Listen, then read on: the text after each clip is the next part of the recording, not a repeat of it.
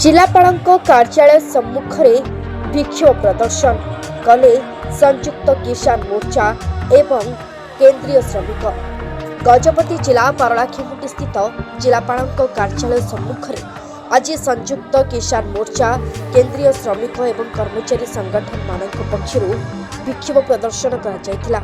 एही अवसर में कम्युनिस्ट नेता जना सुभाष राव, केदार सबर, दंडपाणी रैतों सह बहु नेता एवं कर्मी माने नुआ बसस्टाण्ड ठारू एक शोभायात्रा बाहर करी नगर परिक्रमा पूर्वक जिलापालଙ୍କ कार्यालय सम्मुख में पहुंची राज्य सरकार एवं केंद्र सरकार को विभिन्न योजना को समालोचना करी जंगल जमी पट्टा आदि को आदिवासी मानक प्रदान करने भले बहु दाबी गुड़ी को नहीं विक्षोभ प्रदर्शन करथिले।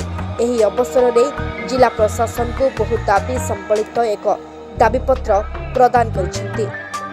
मुख्य उद्देश्य होची जो आंदोलन चलथिला संयुक्त किसान मोर्चार सारा भारत वर्ष रे पोली दिल्ली पर्यंत जो आंदोलन सरकार प्रतिश्रुति देथिले सबु प्रतिश्रुति पालन करिबेले किंतु सबु प्रतिश्रुति आज पर्यंत पालन करिनांती।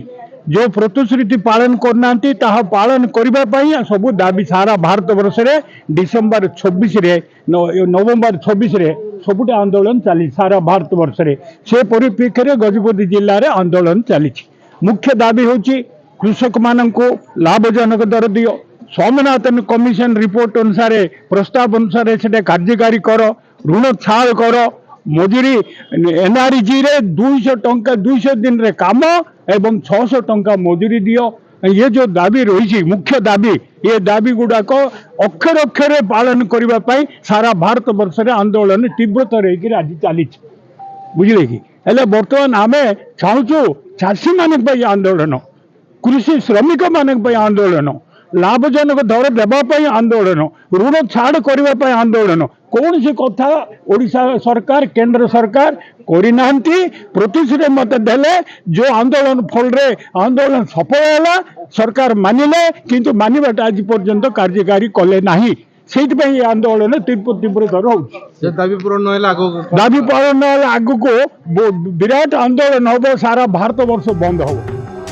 गजपति कैलाश वाल सिंह को report, Utkal mail TV.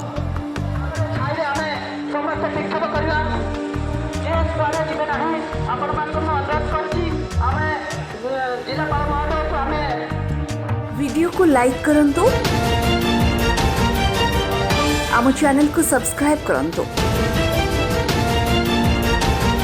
Amre नुआ नुआ वीडियो सर्वप्रथमे देखिबा पाई बेल आइकन को निश्चित दबाନ୍ତୁ।